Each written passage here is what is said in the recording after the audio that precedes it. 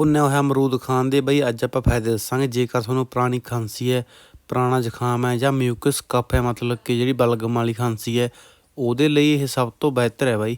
ਤੁਸੀਂ ਅਮਰੂਦ ਨੂੰ ਭੁੰਨ ਕੇ ਖਾਣਾ ਹੈ। ਬਾਕੀ ਤੁਸੀਂ ਗੂਗਲ 'ਤੇ ਵੀ ਸਰਚ ਕਰ ਸਕਦੇ ਹੋ ਵੀ ਇਹਦੇ ਕੀ ਫਾਇਦੇ ਹੈ। ਤੁਸੀਂ ਮਤਲਬ ਕਿ ਇਹਨੂੰ ਅੱਗ 'ਤੇ ਭੁੰਨਣਾ, ਗੈਸ ਵਾਲੀ ਅੱਗ 'ਤੇ ਨਹੀਂ ਭੁੰਨਣਾ ਇਹਨੂੰ, ਜਿਹੜੀ ਆਪਾਂ ਲੱਕੜਾਂ ਦੀ ਅੱਗ ਹੁੰਦੀ ਹੈ ਉਹ 'ਤੇ ਭੁੰਨਣਾ। ਉਸ ਤੋਂ ਬਾਅਦ ਤੁਸੀਂ ਇਹਨੂੰ ਸਾਫ਼ ਕਰਕੇ ਕਿਵੇਂ ਵੀ ਖਾ ਸਕਦੇ ਹੋ, ਪਰ ਖਾਣਾ ਤੁਸੀਂ ਇਹ ਥੋੜ੍ਹਾ ਜਿਹਾ ਮਤਲਬ ਗਰਮ ਹੈ, ਇਹਨੂੰ ਧੋ ਕੇ ਨਹੀਂ ਖਾਣਾ, ਠੰਡਾ ਕਰਕੇ ਵੀ ਨਹੀਂ ਖਾਣਾ। ਤੁਸੀਂ ਇਹਨੂੰ ਥੋੜ੍ਹਾ ਜਿਹਾ ਗਰਮ ਹੀ ਖਾਓ ਬਾਈ। ਉੱਤੋਂ ਜਿਹੜਾ ਇਹ ਮਤਲਬ ਕਾਲਸ ਜੀ ਹੈ, ਇਹਨੂੰ ਜ਼ਰੂਰ ਸਾਫ਼ ਕਰ ਸਕਦੇ ਹੋ, ਇਹਨੂੰ ਸਾਫ਼ ਕਰਕੇ ਖਾ ਲਓ। ਜਿਵੇਂ ਬਈ ਇਹ ਦੇਖ ਲਓ, ਇਹ ਚੀਜ਼ ਮਤਲਬ ਖਾਂਸੀ ਜ਼ੁਕਾਮ ਦੇ ਵਿੱਚ ਬਹੁਤ ਵਧੀਆ ਚੰਗੀ ਚੀਜ਼ ਹੈ ਬਾਈ।